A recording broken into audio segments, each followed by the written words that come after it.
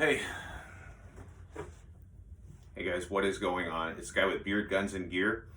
I'm kind of a little bit in shock still, and I wanted to talk about it while it was still fresh in my mind. I can still remember the details.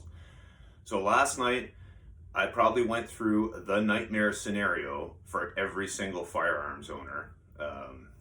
You guys, if this has happened to you, you can certainly relate.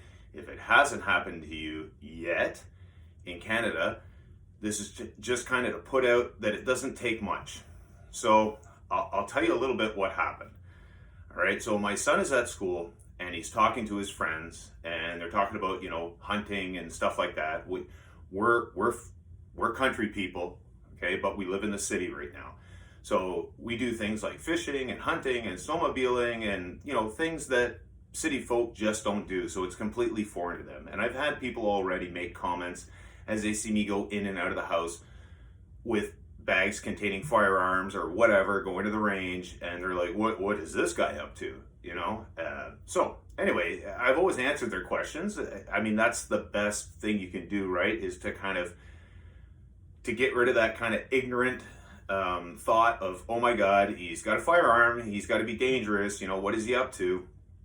So anyway, he mentioned the fact that he went hunting or whatever, like last year, or, that he goes hunting with me, and the topic of firearms came up. Well, somebody overheard this and passed it to the school administration. School administration felt that they had no other choice but to call in the authorities. So last night, I'm at work. I get a phone call around 5:30 p.m. and my wife says, the police are here. I'm like, what do they want? Say, they want into the house. They want to check on the firearms. I said, what are you talking about? So she questions them, and not just one, not two police officers, but three. Let me just say that for the most part, I'm pro-police, pro-law enforcement. I know they have a tough job to do, and they have to take every complaint. I do not blame the police for being called in on this action, but their response, I mean, they can't just investigate whether or not it was credible, what was going on, what were they talking about, was there a threat made or anything like that. They kind of have to go and make sure that somebody is not setting up for another shooting at a school, I guess, is what their main priority is, and I understand that. So my wife says they want to come in and they want to look at the firearms. And so I said to her, and I have nothing to hide, okay? I'm not saying that I have illegal items or prohibited items and they're hidden or anything like that. I have absolutely nothing to hide, but I have rights and I need to protect those rights. And unless I see a warrant, nobody is coming into my house to look around, to poke around and say, what do you have that for? What do you need that for? Because honestly, I mean, they don't understand the purpose of any firearms. And I'll get to that because some of the questions made it obvious that they don't understand some of the firearms. So they already knew, because I have restricted firearms, I have pistols, I do a little bit of sport shooting, of those firearms. So anyway, I told my wife, I said, well, unless they have a warrant, they're not looking through anything. Well, I mean, we'll answer questions or whatever. If they're starting to insist on it, then I said, we're going to contact a lawyer. And before we go any further, we're going to talk to a lawyer. So police came in, all three of them, including a sergeant, a supervisor. I guess it was that, critical of an issue that they wanted to have a supervisor on site. Talk with my wife a little bit, talk with my son a little bit. Then, my wife calls me and says, they want to talk to you. And I said, okay, fine. So I'm talking to the sergeant. Well, actually, I was talking to the officer at first, and the officer said, okay, well, what do you have? And I said, well, I have some firearms, yes. And they said, well, where are they? And I said, they're secured. Okay, well, can we look? And I said, no, you cannot. I said, I can tell you that they're secured. But here's the thing.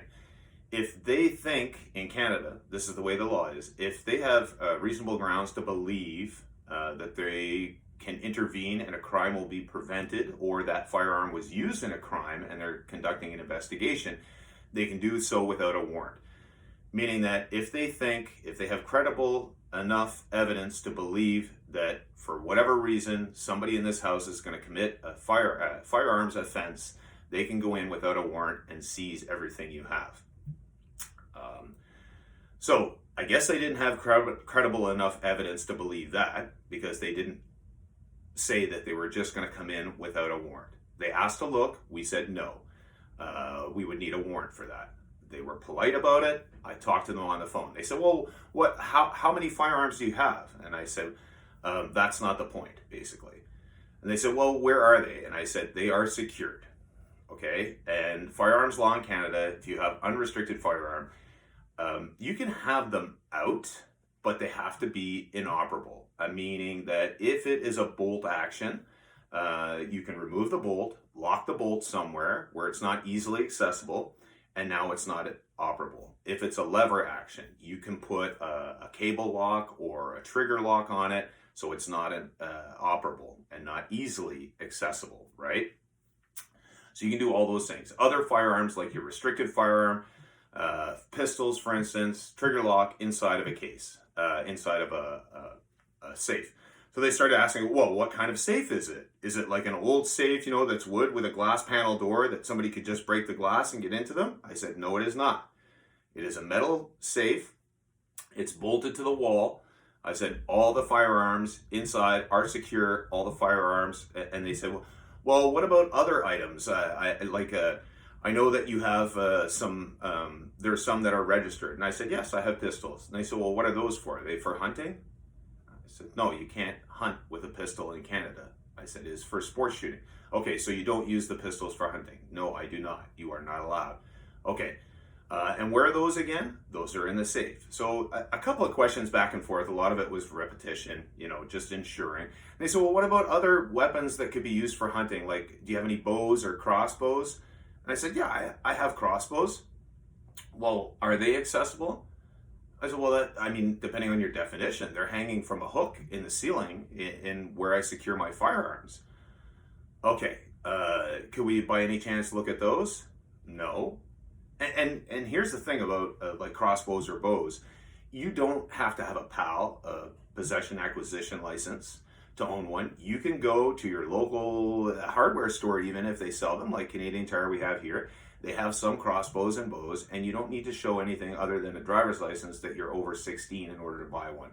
So I don't know what they were trying to get out of that. But if you kind of go off the side a little bit and say, well, what if my son had been talking about kitchen knives? What are they going to do? Come in and make sure that all the kitchen knives are secure? It's a little bit ridiculous, right? So anyway, I said, nope, you're not looking at them. There's no reason to. They're secured. Well, what kind of safe is it? Is it one with a combination lock, or is it a key? I said, it's a key safe. Okay, and he doesn't have access to the key? No, he does not. I said, but hold on a second.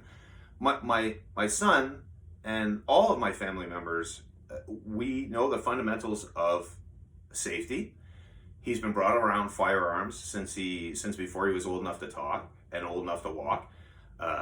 He knows that he's to treat them with respect. The only place that we shoot around here is at a range, because you can't shoot within. We follow all the rules, all the laws, everything to a T. So I said, he is not a danger just because he mentioned firearms. But that is where we're at, folks. Especially, and I get it. I understand it. The Sandy Hook, all of those things, it's terrible and it's a tragedy. But you can't make that connection. Just because somebody mentions firearm in a school doesn't necessarily mean that somebody is planning on doing a shooting. It's ridiculous. So, like I said, I'm kind of still in shock about it, and I just wanted to talk to you guys. Little PSA, you do have rights, okay? If they don't think, but it can happen to anybody. Somebody mentions firearm, the next thing you know, you have police knocking on your door and they want to take a look at them. You don't have to let them in. You don't have to let them look around unless they have a warrant or unless they think there is a crime going to be permitted. If they believe that a crime is going to be permitted, they are not going to knock on the door. They're probably going to bust in and take what you have. And then I'm not even going to get on how to get that back, because I mean, it's close enough to home that thank God I haven't had to go through that yet, but it could happen, and it could happen to you. So again, still a little bit in shock about it. Just wanted to get it out there. Guys, take care. Talk to your kids if they do go to school. And I told my son afterwards, my God, do not mention firearms ever in the school. I don't care if it's with your best friend or whatever, and you're talking about hunting. Don't mention firearms. With the way that it's being regarded today, I mean, this is what's going to happen. And I never in a million years would have thought that I would have police knocking on my door and saying, I want to come check out your firearms. I never would have thought that. But it happened, and it can happen to every single one of us. So guys, if you have gone through this, I would love to hear the story and what happened. So, leave a comment, ask questions if you want. I said I'm still a little bit in shock, so I don't really know what else to go over.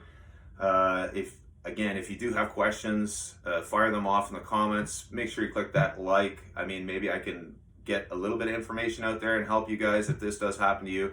I mean, we're through it. We're on the other side, I think, but they could come back with a warrant, right? Or they could say, well, somebody said that, he was going to kill somebody, so now they're going to take every firearm that I have in this house.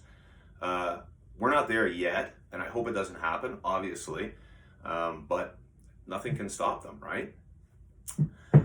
Don't forget to click that like, subscribe, guys. Hopefully the next video I put out is much happier, and we can talk about real cool stuff like firearms, where to use them, different options that are out there, and we'll talk to you next time.